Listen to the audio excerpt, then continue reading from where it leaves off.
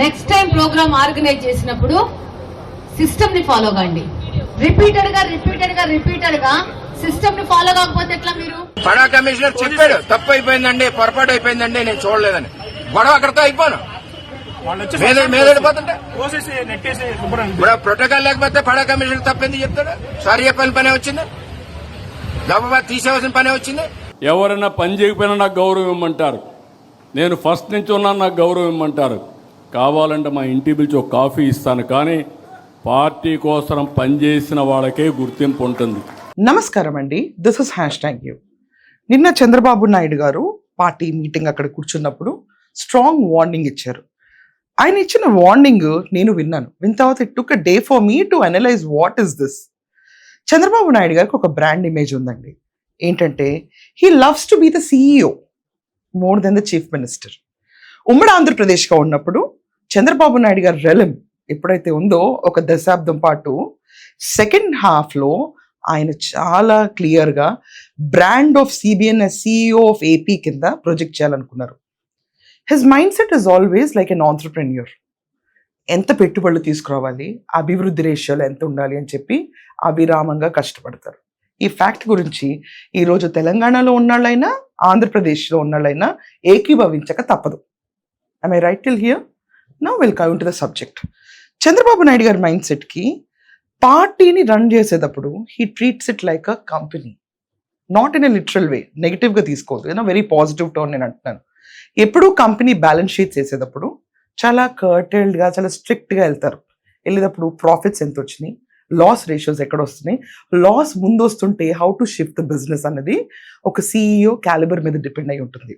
How to bring new investments, what are the techniques to develop. So ఇదంతా ఆయన definitely state module ఎలా apply చేస్తారో as a responsible CEO, he did the same thing in the party. ఆప్టిక్స్లో చూస్తే గనక జనసేనకి తెలుగుదేశానికి పడట్లేదు, మంచి సఖ్యతగా లేదన్న ఇంప్రెషన్ రాష్ట్ర వ్యాప్తంగా వస్తుంది. ప్రతి ఒక్క సోషల్ మీడియా అవనండి, మెయిన్ స్ట్రీమ్స్లో అవనండి, ఈ డిబేట్స్ జరుగుతున్నాయి. ఎలా? పిఠాపురం వర్మ గారి ఇన్సిడెంట్ తీసుకుందాం. బ్యానర్ పైన చంద్రబాబు నాయుడు గారి ఫోటో లేదు, ఇట్స్ అ ప్రోటోకాల్ ఇష్యూ అని దానికి లోపల మాట్లాడుకోవాల్సిన ఇష్యూని తీసుకొచ్చి ఆయన ప్రెస్ ముందు మాట్లాడారు. At the same time Pithapuram Varma గారిని తోసివేయటం కూడా జరిగింది. Peddababu, if I'm not wrong, his name is right. So తోసివేయబడిన తర్వాత విజువల్స్ చాలా సంచలనంగా మారిన తర్వాత ప్రోటోకాల్ గురించి నేను మాట్లాడుతున్నాను. What about TDP? మాకు ఇక్కడ స్థానిక బలం ఎక్కువ ఉంది కాబట్టి పవన్ కళ్యాణ్ గారిని గెలిపించడానికి సహాయపడగలిగాం అన్నారు. To the point, as a non looker వింటే గనక దిస్ ఇస్ ఫ్యాక్ట్. వర్మ గారు ఆ రోజు అవిరామంగా కష్టపడ్డారు. బట్ ఇక్కడ ఆ పాయింట్ కాదు మనం డిస్కస్ చేయాల్సింది. ద ఎగ్జిస్టింగ్ పాయింట్లో ఆయన తీసుకొచ్చింది ఏంటంటే పవన్ కళ్యాణ్ గారికి ఆయనకి ఉన్న ఫ్రెండ్లీ టర్మ్. NDA కూటమిలో ఉన్నాం మనందరం. ఆ కూటమిలో ఉన్నప్పుడు మన బాధ్యత ఏంటి, ప్రొజెక్షన్ వైజ్గా మనం అయితే రాంగ్ వెళ్తున్నాం అన్న ప్రశ్న మీద మాట్లాడారు.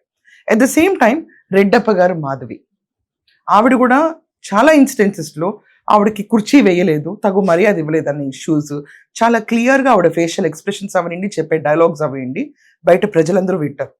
సో ఒక ఆధిపత్య పోరు జరిగింది అక్కడ కూడా. సో కుర్చీల గురించి, పోస్టర్ల గురించి, బ్యానర్ల గురించి చంద్రబాబు నాయుడు గారు నిన్న డిస్కస్ చేశారు.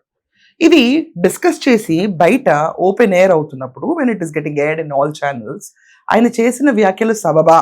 అందరూ వర్మని తిట్టిన చంద్రబాబు, రెడ్డప్ప గారు మాధవిని టార్గెట్ చేసిన చంద్రబాబు గారిని ఇలా థమ్స్ వేసి పెడతారు ఎవరికి నచ్చినట్టు వాళ్ళు. They'll be an anti media, they'll be for media, they'll be neutral media. అందరూ వాళ్ళకి నచ్చినట్టు వాళ్ళు రాస్తారు, తప్పేం లేదు. అది it's a media rule. Whatever they want they will do it. Fact to bring more views and audiences. No debate about that. But main టాపిక్లోకి వస్తే చంద్రబాబు నాయుడు గారు చేసిన మీటింగ్ చాలా యాప్ట్గా అనిపించింది నాకు. That means what? సొంత పార్టీలో మనుషులైనా కూడా, ఎంత క్లోజ్గా ఉన్నా కూడా, మహా అయితే మా ఇంటికి పిలిచి ఒక కప్ కాఫీ ఇస్తాను తప్ప, అంతేగాని పార్టీలో ఉపేక్షించను ఇలాంటివి అన్నారు. That means what?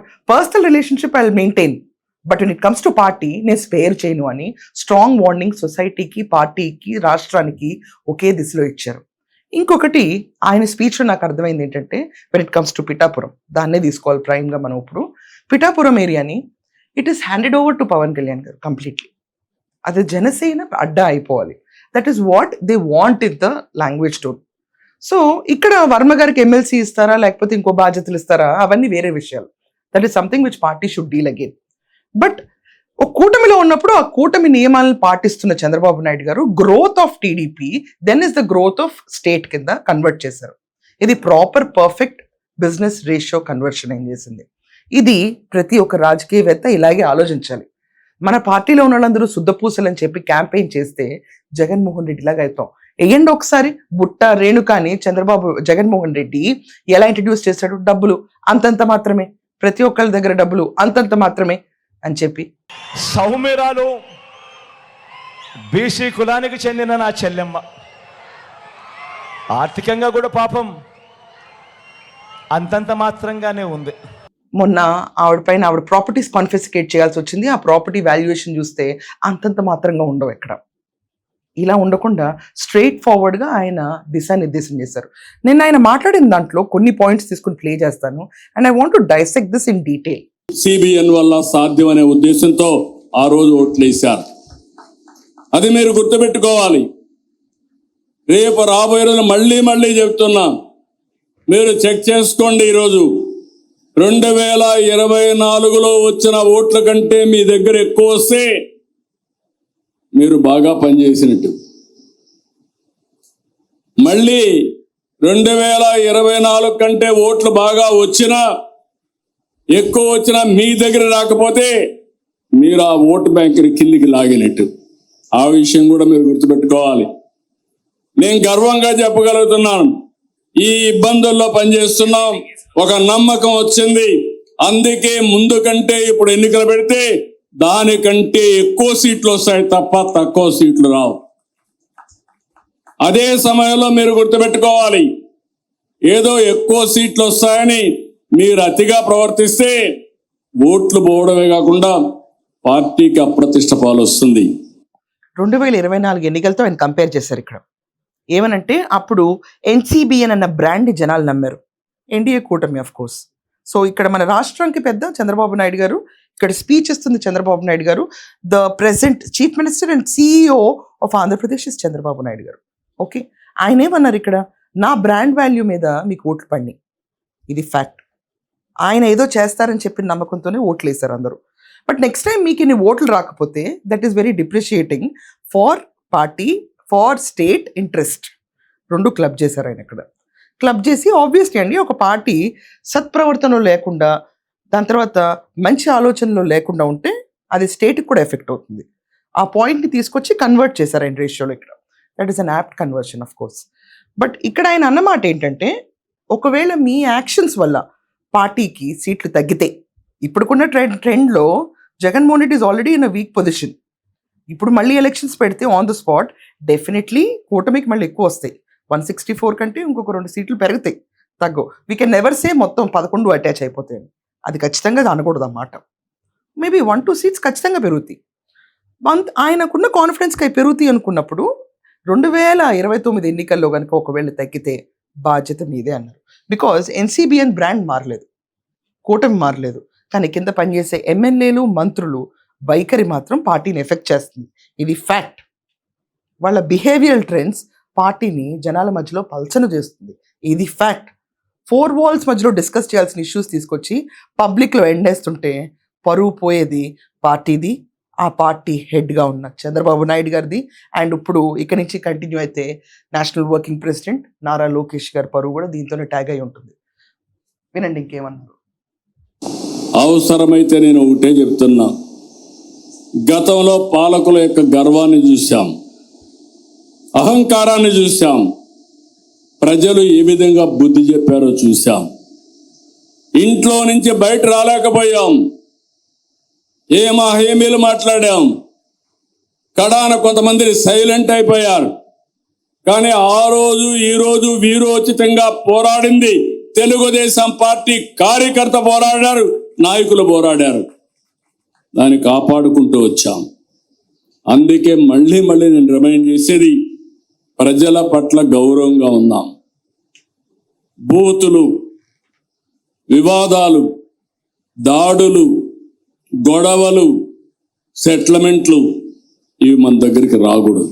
ఈ ప్రవర్తన చూస్తున్నారు, మీరు చేసే పని చూస్తున్నారు, మీరు ఎవరితో కలుస్తున్నారో అవి కూడా చూసే పరిస్థితికి వచ్చారు. ఈ విషయాలు మీరు గుర్తుపెట్టుకోవాల్సిన అవసరం ఉంది. ఎవరైనా అధికారం ఉందని ఎగో ప్రదర్శిస్తే భవిష్యత్తులో నష్టపోయేది మీరు, party.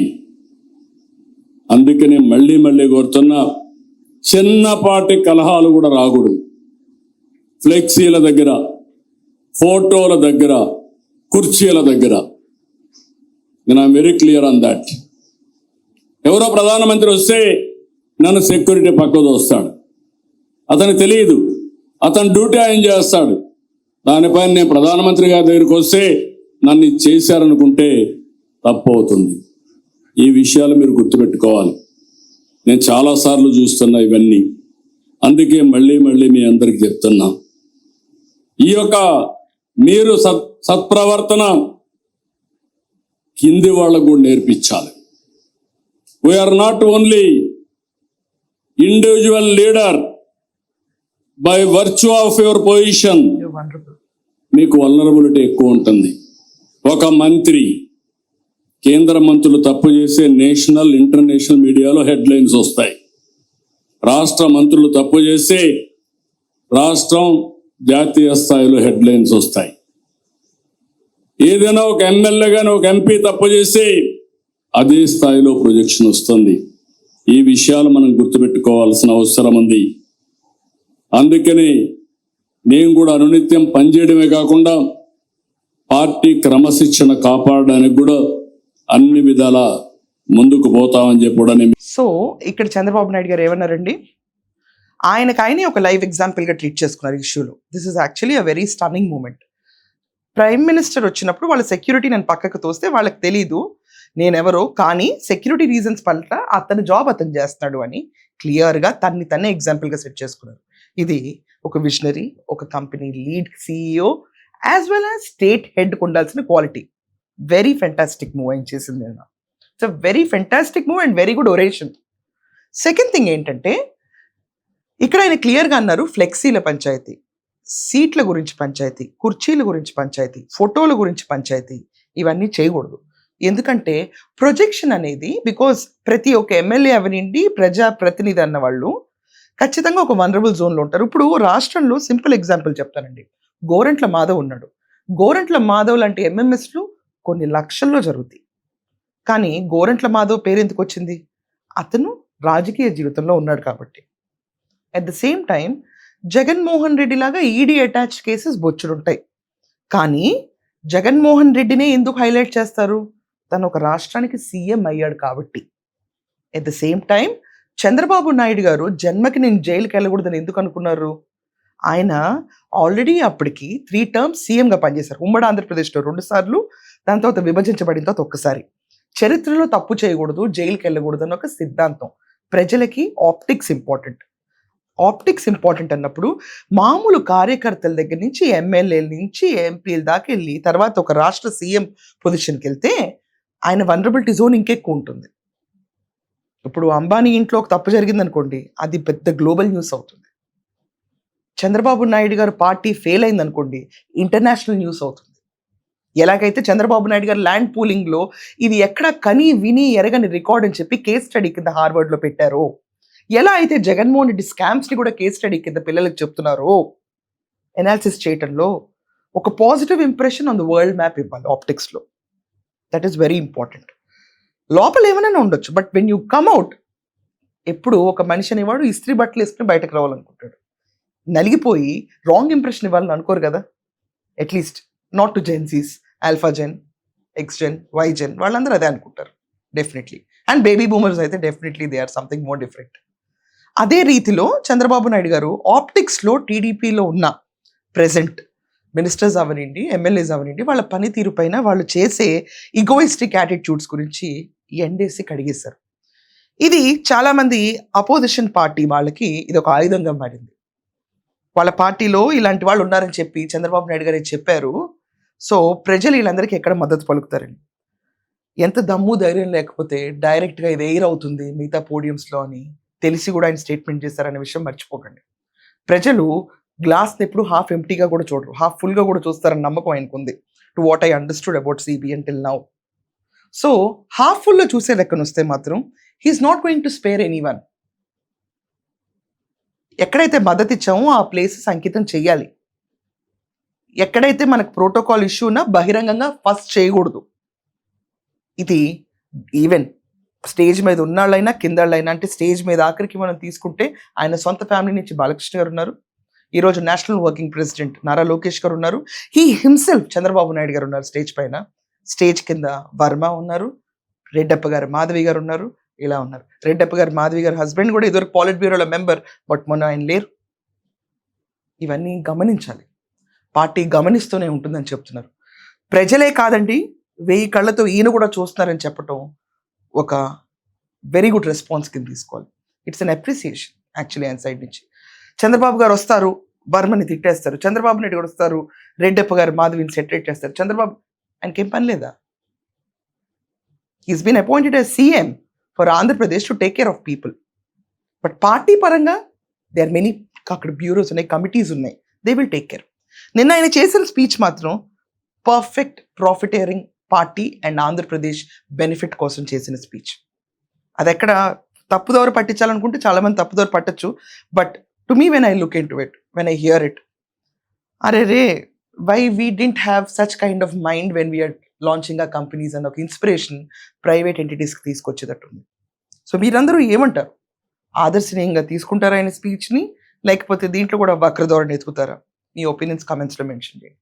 That's all for now. Thank you.